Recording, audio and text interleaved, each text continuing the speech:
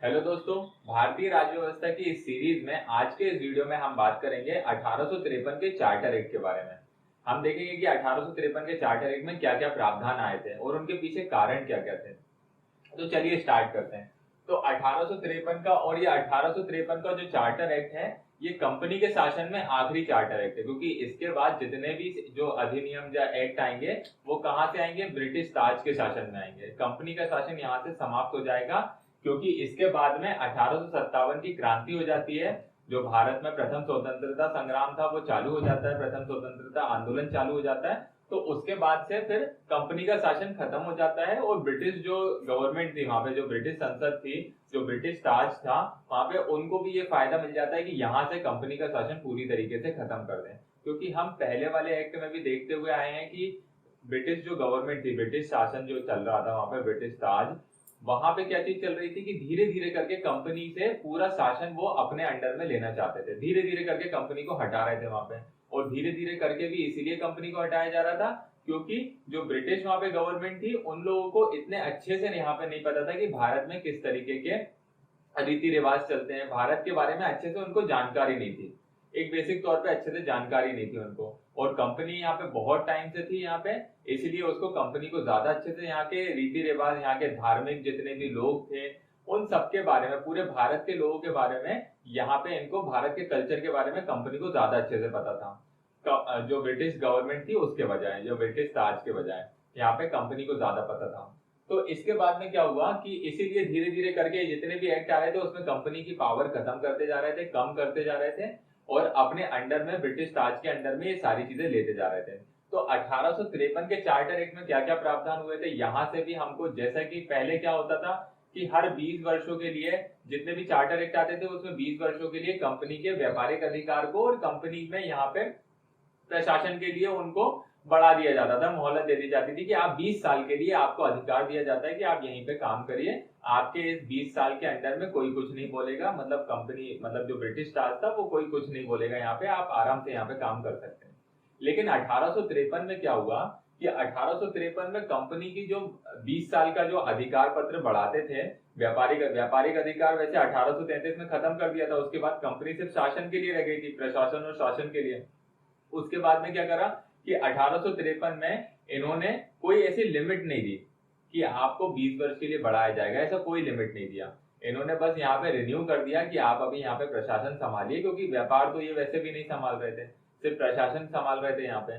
तो इसलिए वहां से ब्रिटिश ताज से ये 1853 के चार्टर एक्ट में ये प्रावधान आया कि आप यहाँ पे रिन्यू तो आपको कर दिया है, मतलब आपको आगे के लिए तो रिन्यू कर दिया है, लेकिन आपको यहाँ पे कोई लिमिट नहीं दी जा रही है कि आपका 20 वर्षों के लिए, 10 वर्षों के लिए बढ़ाया जा रहा है। ऐसी कोई लिमिट नहीं थी या निश्चित कोई कार्यकाल नहीं था कि निश्चित कोई समय अवधि दी गई हो कि इतने समय अवधि के लिए आपका यहाँ पे कार्यकाल बढ़ाया जा रहा है। ऐसी कोई समय अवधि निश्चित नहीं करी थी। तो सबसे पहली क्या चीज आई थी?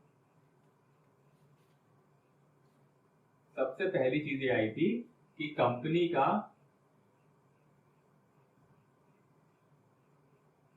की शासन समय अवधि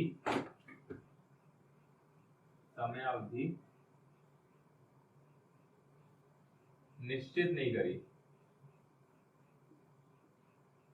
नहीं करी। यहाँ पे कोई कंपनी को समय नहीं दिया गया या उनकी कोई निश्चित समय अवधि नहीं बताई गई कि आपको इतने टाइम के लिए या इतने समय के लिए और आप यहाँ पे प्रशासन करने के लिए आपको अधिकार दिया जाता है। ऐसी कोई यहाँ पे समय अवधि निश्चित नहीं करी। इनको बस बोल दिया गया है कि आप वहां पे प्रशासन संभालिए अभी, बस इनको कोई टाइम नहीं दिया गया है कि कब तक टाइम आप संभाल सकते हैं। इस चीज से क्या यहाँ पे आया कि यहाँ पे इससे ये पता लगता है कि कंपनी का जो ब्रिटिश ताज था वो क्या कर रहे थे यहाँ पे कि कंपनी को किसी भी समय अब यहाँ से हटा सकते हैं। वो इन लोगों ने ये चीज यहाँ पे बता दी कि अब कंपनी को किसी भी समय यहाँ से हटाया जा सकता है। और जैसा कि हमने देखा था, दूसरा प्रावधान क्या है इसमें कि हमने देखा कि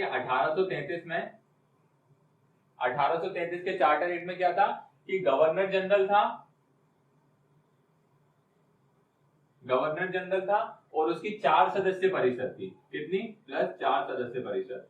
अभी लेकिन ये 4 सदस्य में 3 जो थे वो परमानेंट मेंबर थे और एक क्या था, वो विधि सदस्य था। इसमें क्या था? 3 + 3 3+1 का सिस्टम था। एक जो था वो विधि मेंबर था कि सिर्फ विधि बनाने के लिए सहयोग में था वो, और बाकी वो परमानेंट मेंबर नहीं था, स्थायी सदस्य नहीं था। लेकिन इस एक्ट में क्या कर दिया, दूसरा, इस एक्ट में, चार्टर एक्ट में क्या चीज बता दी गई कि जो ये जो चौथा जो सदस्य था, जो चौथा विधि सदस्य था, उसको स्थायी सदस्य बना दिया गया। गवर्नर जनरल उसकी परिषद, गवर्नर जनरल की परिषद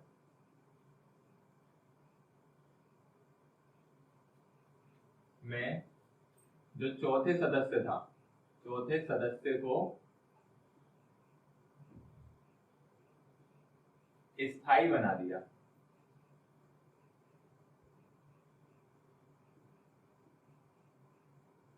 क्या बना दिया, स्थायी बना दिया। अब इसका स्थायी बनाने का मतलब क्या है, स्थायी बनाने का मतलब है कि जब 1833 के चार्टर एक्ट में जब इसको बनाया गया था, जो पहला जो विधि सदस्य बनाया गया था, उस टाइम पे क्या था कि ये सिर्फ विधि बनाने के लिए, कानून बनाने के लिए साथ देता था, सहयोग देता था, लेकिन ये वोट नहीं दे सकता था, इसके पास वोट देने की पावर नहीं थी। मतलब कोई भी जब कानून बनता था उसमें ये वोट नहीं दे सकता था, क्योंकि कानून कब बनते थे वहां पे, इस टाइम पे कानून कैसे बनते थे कि गवर्नर जनरल और उसकी परिषद जो मिलती थी वो मिला के यहाँ पे कानून बनाए जाते थे वोट के आधार पर, कि जिसके मतलब जो जिस कानून के विषय में ज्यादा वोट मिल जाते थे वो कानून बन जाता था। लेकिन यहाँ पे क्या था कि जो 14 सदस्य ये सिर्फ सहयोग के लिए था, लेकिन इस एक्ट में क्या कर दिया गया, इसको स्थायी मेंबर बना दिया, स्थायी सदस्य बना दिया, ताकि ये वोट भी अब दे सकता था। इस एक्ट के बाद में अब ये वोट भी दे सकता था। इसके बाद में क्या करा कि उस टाइम पे क्या चीज चल रही थी कि पहले क्या था यहाँ पे कि 1833 के चार्टर एक्ट में यहाँ पे कितने, 4 सदस्य थे। अब इसमें क्या कर दिया कि 6 सदस्य और जोड़ दिए, 6 सदस्य और जोड़ दिए।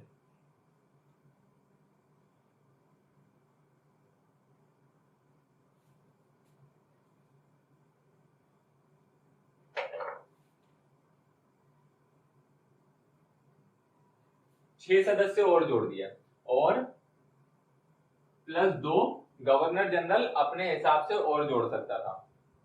तो कितने हो गए, 2 सदस्य यहाँ पे गवर्नर जनरल जोड़ सकता था। कितने हो गए, 4 तो ये पहले से ही है, इसके बाद में 6 ये हो गए और 2 ये हो गए, मतलब 8 ये हो गए। तो टोटल कितने सदस्य हो गए, 12 सदस्य हो गए। 12 सदस्य यहाँ पे बन गए, मतलब टोटल कितने हो गए, 12 सदस्य हो गए। टोटल 12 सदस्य हो गए। 6 सदस्य वहां पे ब्रिटिश ताज की ओर से, मतलब वहां से ब्रिटिश संसद की ओर से जोड़े गए, और 2 सदस्य यहाँ पे गवर्नर जनरल को दे दिए गए कि आप यहाँ पे जोड़ सकते हो। तो दो सदस्य गवर्नर जनरल के द्वारा जोड़े गए, और यहाँ पे कितने हो गए, 12 सदस्य हो गए। अब ये 12 सदस्यों की क्या बनी, ये 12 सदस्यों की यहाँ पे बनी केंद्रीय विधान परिषद। केंद्रीय विधान परिषद,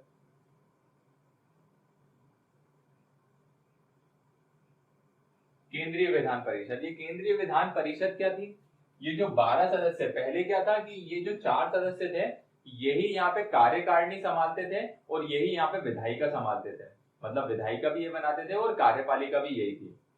तो अब यहाँ पे क्या चीज चल रही थी कि ये जो 12 सदस्य थे ये एक तरीके से आज की जो हमारी संसद है उस टाइप के थे ये, मतलब ये एक तरह से संसद का काम करते थे, विधायिका बनाने में ये संसद का काम करते थे।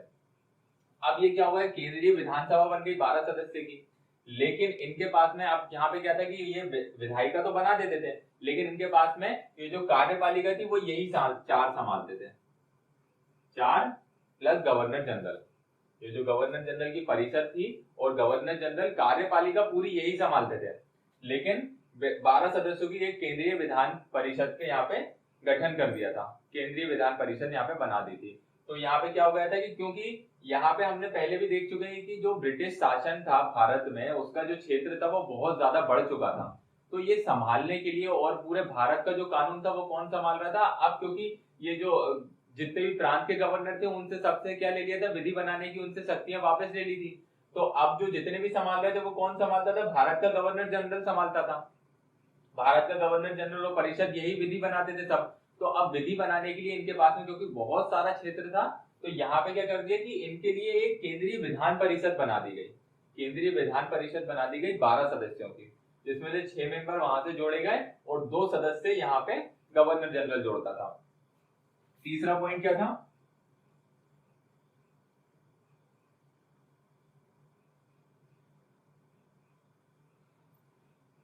गवर्नर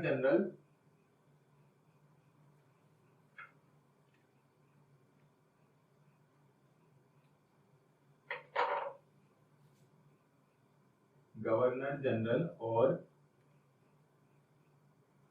उसकी परिषद में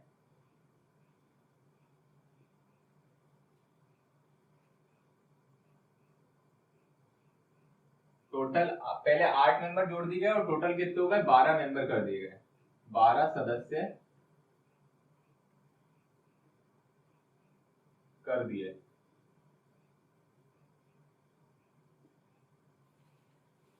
और केंद्रीय विधान परिषद की स्थापना करी, केंद्रीय विधान परिषद बना दी।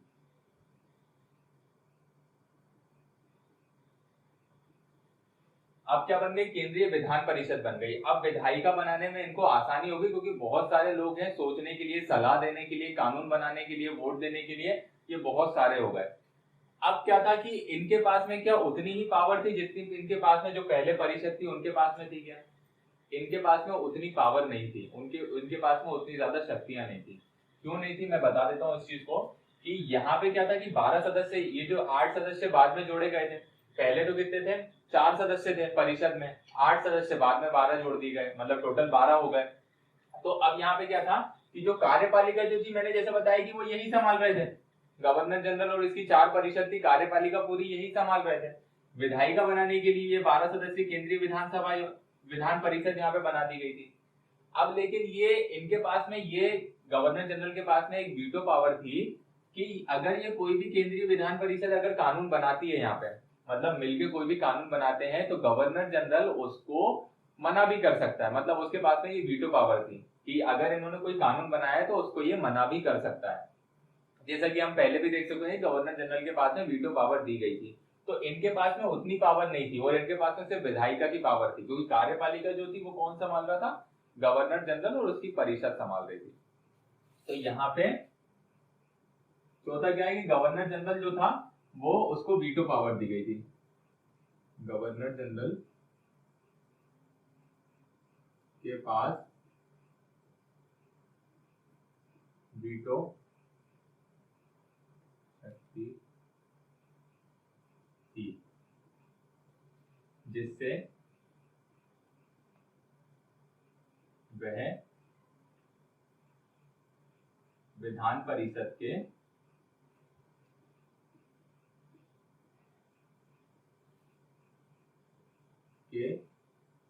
निर्णय को मानने से मना कर सकता था।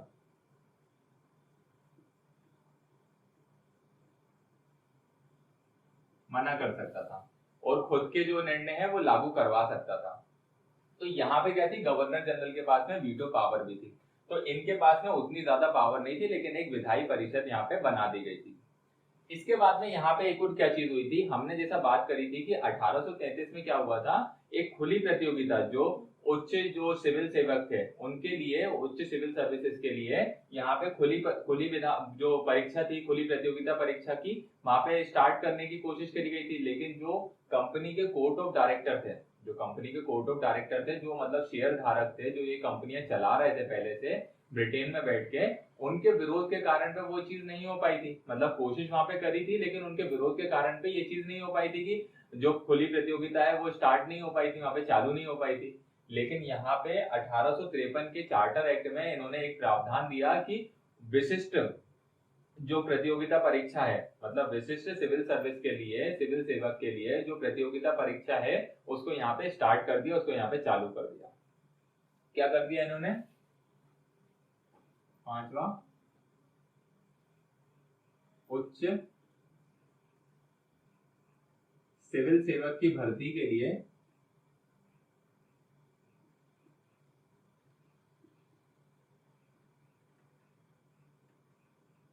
उच्च सिविल सेवक की भर्ती के लिए खुली प्रतियोगिता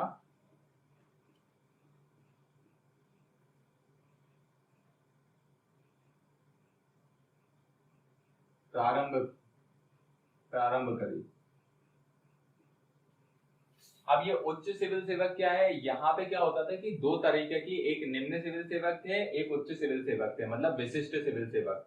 अब इनका मतलब क्या होता था कि यहाँ पे क्या होता था कि जो निम्न सिविल सेवक थे उनको ऐसे ही छोटे मोटे काम, जो दूसरे जो काम होते थे छोटे मोटे, उनके लिए यहाँ पे खुद से ही ऐसे बना दिया जाता था।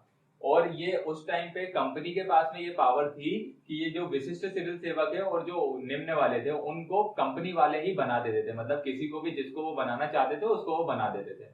लेकिन यहाँ पे और 1833 के चार्टर एक्ट में उन्होंने यही किया था कि इसका विरोध इसलिए किया था क्योंकि उनसे व्यापारिक अधिकार भी छीन लिया था और उनके शासन प्रशासन के लिए भी उनको बहुत ज्यादा लिमिटेशन दे दी थी, उनके ऊपर बहुत ज्यादा प्रतिबंध लगा दिए थे। इसलिए यहाँ पे क्या हुआ, और इसके बाद में 1853 में उन्होंने 1833 में विरोध किया, लेकिन 1853 में इन्होंने ये चालू करवा दिया, प्रारंभ करवा दिया कि अब से विशिष्ट जो सिविल सेवक की भर्ती के लिए प्रतियोगिता यहाँ से प्रारंभ हो गई। तो इन्होंने एक ये चीज की। अब एक और चीज क्या थी यहाँ पे, कि यहाँ पे क्या चीज थी कि कंपनी पहले क्या थी कि कंपनी यहाँ पे जो ब्रिटेन में बैठे हुए थे वो क्या थे, कोर्ट ऑफ डायरेक्टर थे और बोर्ड ऑफ कंट्रोल थे। जो कोर्ट ऑफ डायरेक्टर क्या कहलाते थे, निदेशक मंडल कहलाते थे, और बोर्ड ऑफ कंट्रोल क्या कहलाते थे, नियंत्रण मंडल कहलाते थे। तो जो निदेशक मंडल था, निदेशक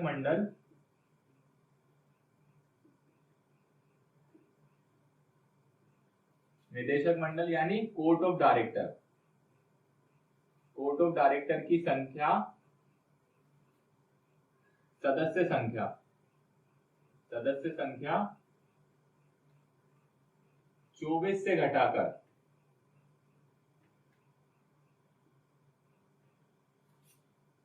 18 कर दी। 24 से घटाकर कितनी कर दी, 18 कर दी।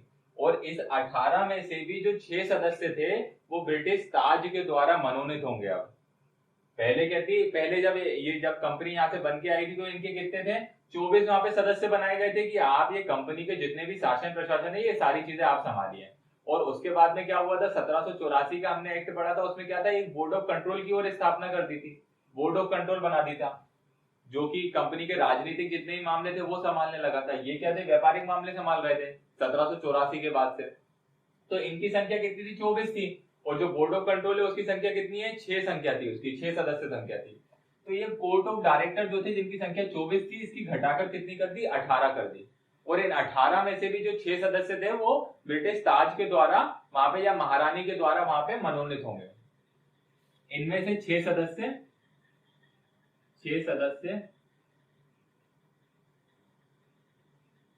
ब्रिटिश ताज के द्वारा मनोनीत होंगे। क्या हो गया यहाँ पे कि इनकी जो संख्या थी कोर्ट ऑफ डायरेक्टर की, ये कितनी कर दी, 24 से घटाकर 18 कर दी। और 18 में से भी जो 6 सदस्य थे वो क्या हो गए, यहाँ पे ब्रिटिश ताज के द्वारा यहाँ से मनोनीत होंगे। अब तो अब इनकी संख्या कितनी बची, 18 बची। और जो बोर्ड ऑफ कंट्रोल थे उनकी संख्या अभी भी 6 थी यहाँ पे। तो यहाँ पे क्या क्या चीजें मेन हुई, इंपॉर्टेंट चीजें, कि यहाँ पे पहले तो गवर्नर जनरल थी, उसकी परिषद 4 थी सदस्य संख्या। पहली बात तो जो विधि सदस्य था उसको परमानेंट स्थायी मेंबर बना दिया। उसके बाद में क्या करा कि यहाँ पे 8 सदस्य और जोड़ दिए, तो टोटल इनकी सदस्य संख्या कितनी हो गई, 12 सदस्य संख्या हो गई। और यहाँ पे केंद्रीय विधान परिषद का यहाँ पे निर्माण हुआ, केंद्रीय विधान परिषद यहाँ पे बना दी गई। अब ये केंद्रीय विधान परिषद यहाँ पे विधायिका में जो जितने भी कानून बनाने थे वहां पे विधायिका के लिए ये यहाँ पे सपोर्ट करते थे और कानून बनाने में यहाँ पे मदद करते थे, क्योंकि ये कानून यही लोग बनाते थे। और गवर्नर जनरल के पास में पावर थी कि इसके पास में वीटो पावर थी कि इनके निर्णय को मानने से इनकार कर सकता था। इसके बाद में क्या कर दिया गया कि उच्च सिविल सेवक भर्ती के लिए प्रतियोगिता यहाँ पे प्रारंभ कर दी गई। जो पहले इन कोर्ट ऑफ डायरेक्टर वालों ने क्या करा था कि पहले इनको विरोध करा था और मना करा था कि यहाँ से अभी चालू नहीं कर सकते, क्योंकि हमारे पास में एक अधिकार बचा है कि जो सिविल सेवक है उनकी परीक्षा हम खुद से मनोनीत कर दें, उनको हम जिसको बनाना चाहते हैं उसको बना दें। तो यहाँ पे क्या हो गया कि इनके इसको भी मना कर दिया कि अब आपके पास में कुछ भी नहीं बचा, तो अब ये जितनी भी जो सिविल सेवक की भर्ती है वो भी प्रतियोगिता के द्वारा होगी। और यहाँ से फिर क्या हो गया कि भारतीय भी यहाँ पे हिस्सा ले सकता था प्रतियोगिता में, यहाँ से भारतीय भी हिस्सा लेना चालू हो गया। और उसके बाद में कोर्ट ऑफ डायरेक्टर जो थे इनकी संख्या 24 से घटाकर 18 कर दी, और 18 में भी क्या कर दिया गया, जो 6 सदस्य थे वो ब्रिटिश ताज के द्वारा मनोनीत होते थे। और कंपनी के यहाँ पे शासन को उनकी कोई समय अवधि निर्धारित नहीं करी, यहाँ पे कोई समय अवधि निश्चित नहीं करी कि आप कितने वर्षों के लिए और शासन प्रशासन संभालेंगे। यहाँ पे कि इनको बस बता दिया गया है कि आप अभी यहाँ पे संभालिए, आपको कभी भी हटा दिया जा सकता है, मतलब ये संकेत दे दिया गया है कि आपको कभी भी हटा दिया जा सकता है। तो ये सारी चीजें हुई थी 1853 के चार्टर एक्ट में। और इसके साथ में